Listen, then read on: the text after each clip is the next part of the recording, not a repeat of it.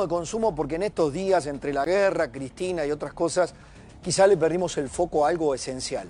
Y que tiene que ver con el bolsillo, que tiene que ver con el poder adquisitivo. El gobierno salió fuerte ayer, el presidente, el ministro de Economía, Nacho, a sostenerse en los números oficiales, que hablan de un crecimiento económico verdaderamente subrayable, 5,8% en el primer trimestre del año, muy importante. Pero cuando uno lee, y es más, el presidente se dedicó en criticar a los que hablaban de una catástrofe del consumo, de enfriamiento de la economía. Lo cierto es que cuando uno conversa con los especialistas en consumo, el primero de ellos, Damián Dipache, digo, de los habituales, uno observa que hay como un cambio en la matriz del consumo. Hay disparidad, hay sectores que tienen una rápida recuperación, hay otros sectores que estuvieron más congelados, hay otros sectores que tienen una incipiente reactivación. Mucho tiene que ver el salario, qué pasó con el salario, fundamentalmente el privado, en estos primeros meses del año. ¿Lo tenés a Caputo? ¿El tuit de Caputo? Bueno, acá. Esta es la firme defensa que hace el gobierno. El PBI creció 5,8% anual en el primer trimestre del 2025. Con el consumo privado, y acá es donde se hace pie el presidente, creciendo al 11,6%. Inversión al 31,8% y las exportaciones al 7,2%. Respecto al consumo privado, y cuidado, ¿por qué Caputo hace este tuit? Porque justamente se está discutiendo ese tema. Ese tema está en los comerciantes, está en la gente, está en los economistas y además habla de algo que va a ser vital para el gobierno en un año electoral. Si la recuperación económica le llega eficazmente al bolsillo a la gente. Porque nosotros podemos, y el presidente y Caputo y todos podemos mostrar números macro de cómo está la macro sólida, cómo las cuentas están sin déficit fiscal. El punto es, a la hora de cuánto aprieta el bolsillo, ¿qué recibe la gente? Mostrame de nuevo el tuit de Caputo y voy a hablar con un especialista. Dice, respecto al consumo privado en términos desestacionalizados, el primer trimestre del 2025 fue el mayor de la historia, 0,6 positivo versus el récord previo del 2017. Bueno, después viene la inversión en maquinaria y equipo, fue la más alta de la historia para un primer trimestre. Las exportaciones fueron las más altas de la historia para un primer trimestre. Vamos a charlar con Leo Anzalone, economista. Estuve leyendo un informe muy interesante. Hola Leo, ¿cómo estás? Un gusto conocerte. ¿Qué tal, Pablo, equipo? El gusto es mío. ¿Cómo andan ustedes? Muy bien, sos muy joven. Bienvenido. Digo a los economistas que he charlado con tantos jóvenes economistas que ahora son funcionarios del gobierno, consultores. No, Leo, comentario al paso.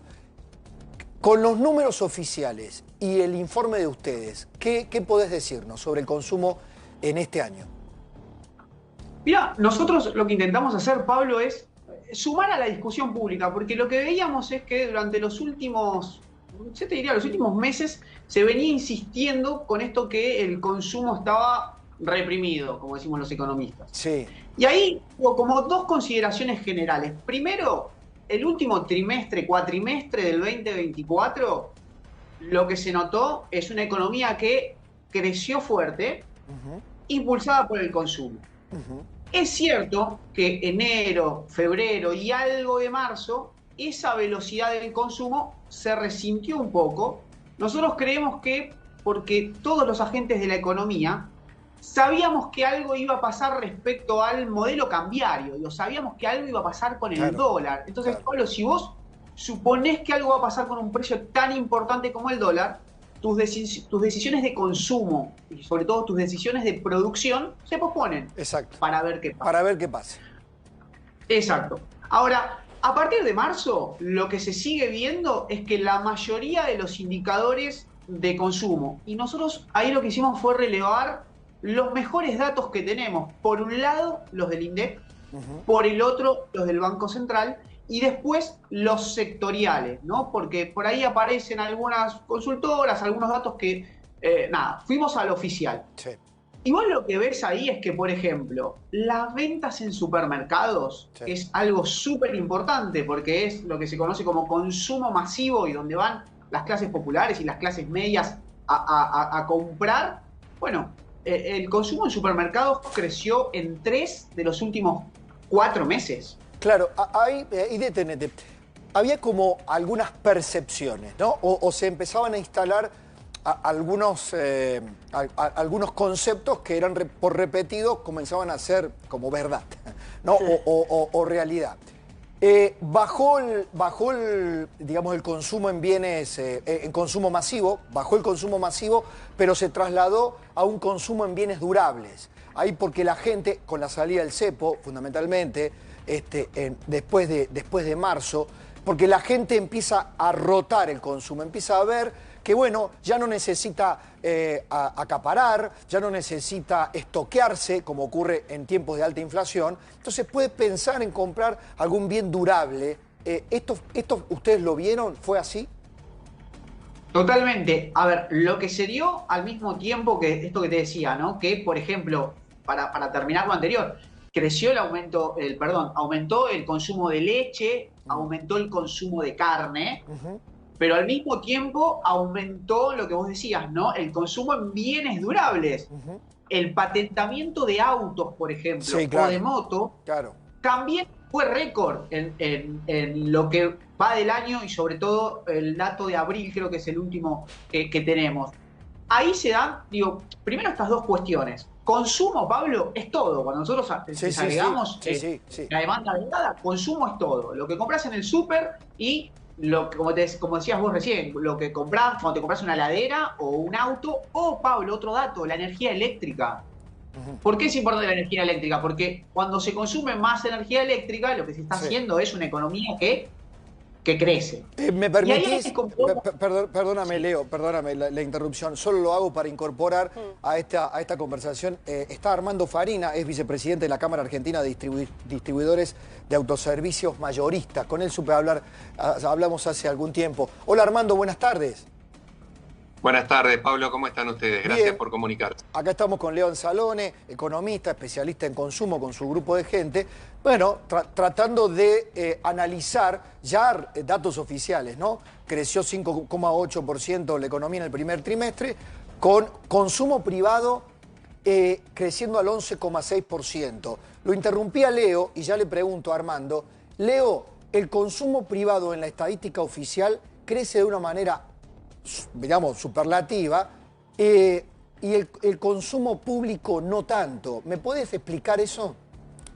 Bueno, básicamente es un gobierno que considera que debe, de alguna manera, retirarse un poco de la economía en términos de lo que es la demanda y que es el sector privado el que debe ocupar justamente esa parte que nosotros los economistas le decimos crowding out. Se retira lo público para que sea lo privado quien interactúa.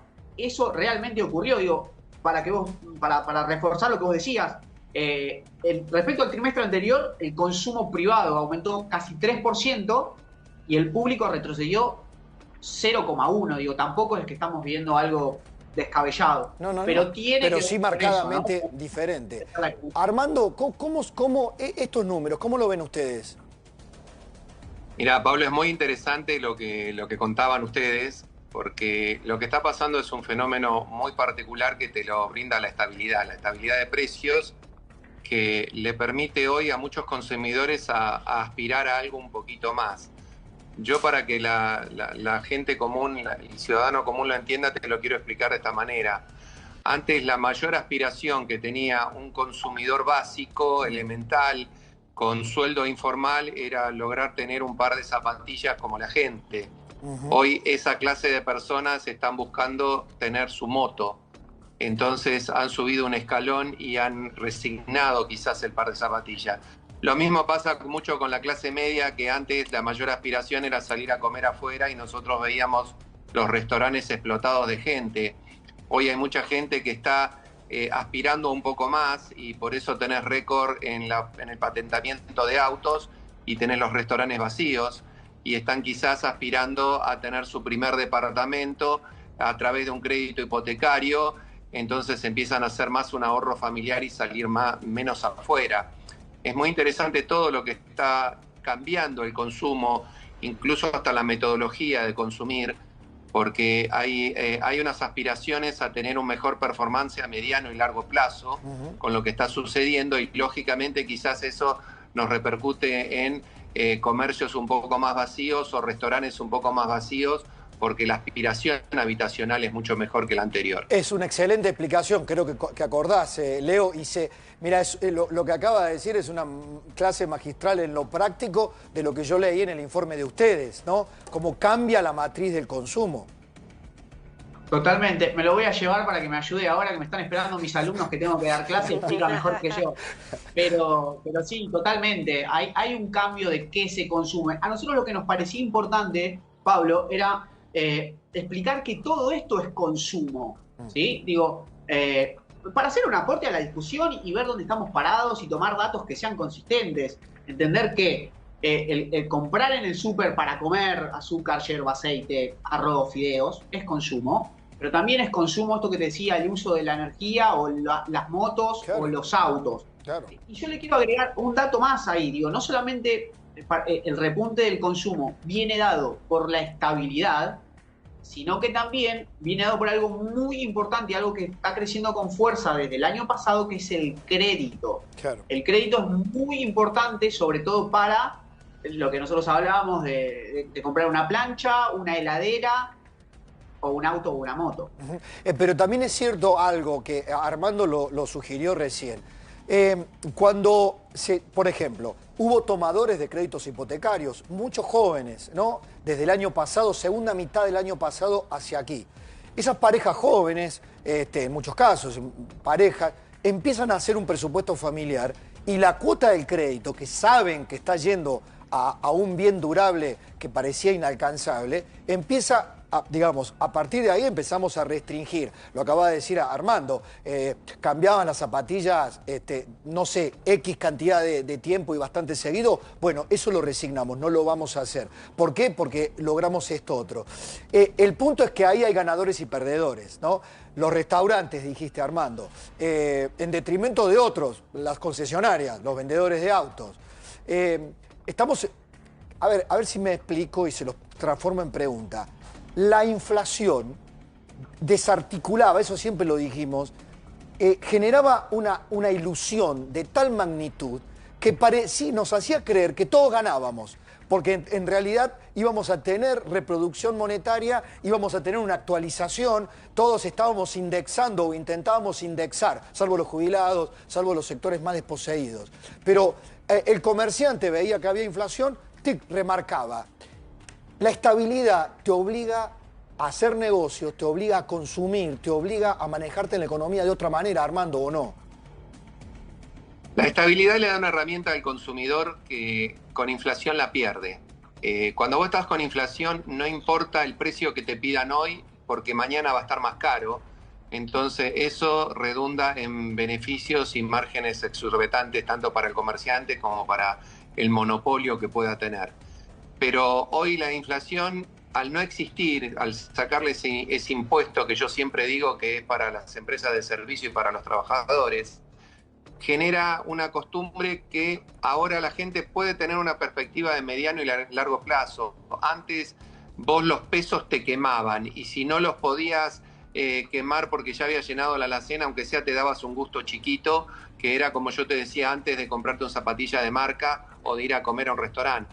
Hoy el esfuerzo vale la pena, empezás a tener una proyección, el ama de casa empieza a tener referencia de los valores, al tener referencia de los valores busca la promoción de la mejor tarjeta, busca la promoción en el mejor momento para realizar la compra. Y acá hay un dato también que no es menor. Hoy el consumidor está comprando la necesidad día a día. Bien. Y eso también hace que consuma menos, porque antes abría la alacena, encontraba todo lleno de la compra del mes y consumía más. Ahora va haciendo la compra chiquitita todos los días y es mucho más austero y más cuidadoso en lo que compra y dónde lo compra y cómo lo compra. Quedará para otro momento analizar el tema del poder adquisitivo, ¿no? El tema en el sector privado fundamentalmente, si el salario está acompañando o no la inflación. Te lo redundo en dos temas, si crees. Sí.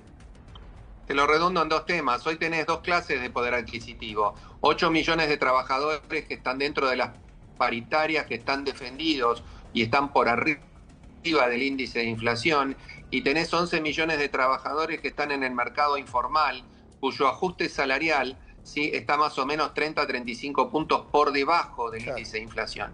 Ese es el sector que todavía la está pasando mal, y el otro sector ya la está peleando y está viendo los beneficios de este programa. Ustedes lo ven, Leo, finalmente.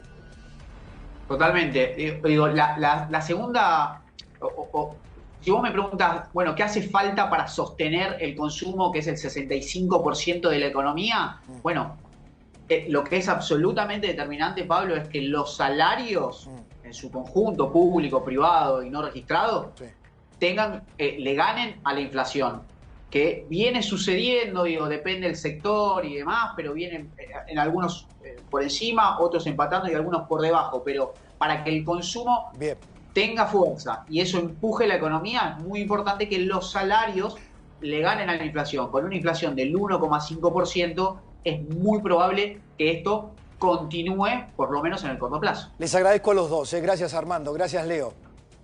Saludos. No, gracias.